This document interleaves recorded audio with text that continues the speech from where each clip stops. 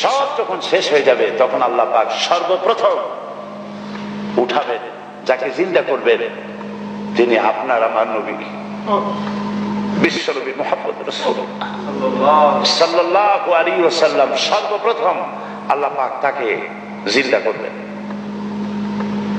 সমস্ত পয়গম্বররা জিন্দা হবে, সবাই জিন্দা হবে। ওয়াইদাল কুবুরু বু'সিরাত, কোরআন শরীফের মধ্যে রয়েছে কাআন্নাহুম জারাদুম মুনতাশির। আমাদের দেশে বৈশাখ মাসে যখন বৃষ্টি হবে, মেঘ হয়েছে, তখন আপনারা দেখেছেন গ্রামে মাটি ফুঁড়ে ফুঁড়ে পোকামাকড় উঠতে থাকে। এই দৃশ্য দেখেছেন? কাআন্নাহুম জারাদুম মুনতাশির। ঠিক এইভাবে করে যেভাবে মাটি ফুঁড়ে এগুলি উঠতে থাকে, মাটির ভিতরে যত রূহ ছিল, মাটির ভিতরে যত প্রাণ ছিল, যত মানুষ ছিল, যা কিছু ছিল, সবকিছু মাটি উদ্গীরণ করে দেবে, ভেতরে আর কিছু থাকবে না, সব বেরিয়ে আসবে। সবগুলি উলঙ্গ অবস্থায়, খালি পায়, উলঙ্গ অবস্থায় আল্লাহ পাকের দরবারে উপস্থিত হবে। হযরত আয়েশা রাদিয়াল্লাহু তাআলা আনহা তিনি প্রশ্ন করেছেন, হে রাসূল, সকলকেই কি উলঙ্গ হয়ে উঠতে হবে? হুজুর বললেন হ্যাঁ। তিনি বললেন, তখন কি আমাদের শরম হবে না? হুজুর বললেন, শরমের চিন্তাও হবে না, কারণ মানুষ সব উপরের দিকে তাকিয়ে থাকবে, কেউ নিচে তাকাবার কোনো সময় হবে না। বিশ্বকাপ পূর্ণ দৃশ্য, জাহান্নামের গর্জন। কোরআন শরীফে আল্লাহ পাক বলেছেন, মানুষের আল্লাহর ভয়তে, জাহান্নামের ভয়তে কলিজা গলার কাছে চলে আসবে। এই ভয়াবহ দৃশ্য কিয়ামতের মাঠে হবে। সমস্ত পয়গম্বর নাফসি নাফসি করতে থাকবেন, আল্লাহ আমারে রক্ষা করো, আমারে বাঁচাও।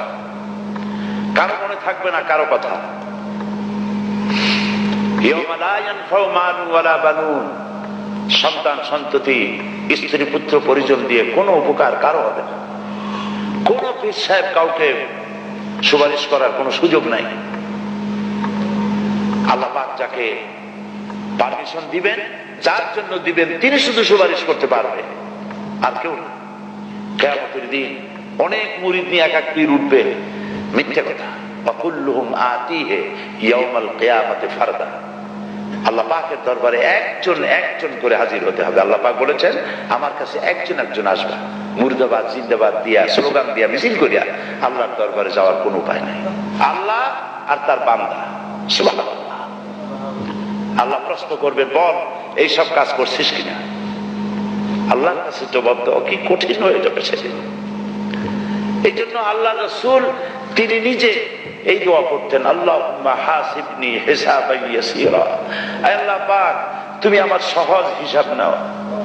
তো রাসূলুল্লাহ যদি সহজ হিসাব চান, তাহলে আমাদের উপায় কি?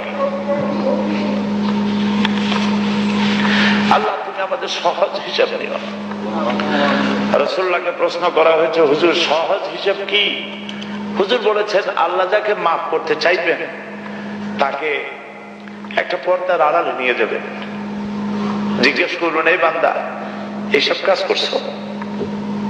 এখন আল্লাহ জিজ্ঞেস করতেছেন, সে তো ভয়তে অস্থির হয়ে যাবে, কেঁদে পাগল হয়ে যাবে, আল্লাহ করিবেন কি? আবার মাফ করে দাও। আল্লাহ পাক তার জবানে সমস্ত পাপের কথা শুনে সে যখন অনুতপ্ত হয়ে কাঁদতে থাকবে, আল্লাহ বলবেন, যা মাফ করে দিলাম, জান্নাতে চলে যা। এইটা হচ্ছে হিসাব ইয়াসির। আল্লাহুম্মা হাসিবনি হিসাবান ইয়াসীরা। কাবা শরীফ মানুষ যখন তাওয়াফ করে, এই তাওয়াফের ষষ্ঠ তাওয়াফে একটা দোয়া আছে। এই দোয়া আমি যখনই পড়ি আমি চোখের পানি রাখতে পারি না।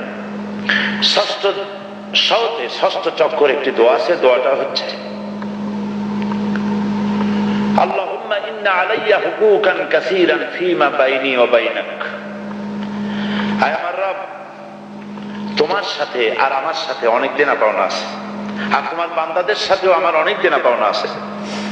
তা আমি তোমার বান্দাদের কাছে যে বিষয় ঋণী আছি, সেই ঋণ পরিশোধের জন্য তুমি আমাকে যোগ্যতা দাও, পরিশোধের তৌফিক দাও। আর আমার কাছে তোমার দেনা আছে, তা আমার কাছে তোমার যে দেনা আছে সব দেনা তুমি শোধ করে দিয়েছো। আমার চোখ দিয়েছো, মুখ দিয়েছো, কান দিয়েছো, স্বাস্থ্য দিয়েছো, বউ দিয়েছো, বাচ্চা দিয়েছো, টাকা দিয়েছো, আমার কাছে সৃষ্টি করে তোমার যা দেনা ছিল তুমি সব তো শোধ করে দিয়েছো, কিন্তু তোমার দেনা তো আমি কিছুই শোধ করতে পারিনি।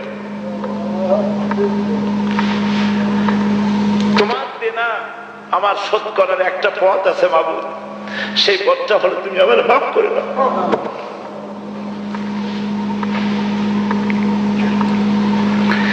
এটা ছাড়া আমার কাছে কোনো পথ নাই মাবুদ। তুমি যদি কিয়ামতের দিন আমাকে প্রশ্ন করো যে যৌবন কাটাইছো কোন পথে, আমি তো জবাব দেওয়ার পথ রাখি নাই। আমি তো আমার যৌবনকে নষ্ট করে ফেলেছি। তুমি যদি প্রশ্ন করো টাকা পয়সা কামাই করেছো কোন পথে, আমি তার জবাব দেওয়ার পথ রাখি নাই। যদি প্রশ্ন করো কোন পথে খরচ করেছো, আমি সেটারও পথ রাখি নাই, নষ্ট করে ফেলেছি। তুমি আমাকে ক্ষমা করে দাও। সেজন্য আল্লাহর কাছে দোয়া করতে হবে, রব্বানা আতিনা ফিদ দুনিয়া হাসানাতান ওয়া ফিল আখিরাতি হাসানা ওয়া কিনা আযাবান নার ওয়া আদখিলনাল জান্নাতা মাআল আবরার ওয়া আদখিলনাল জান্নাতা বিগাইরি হিসাব। আল্লাহ তোমার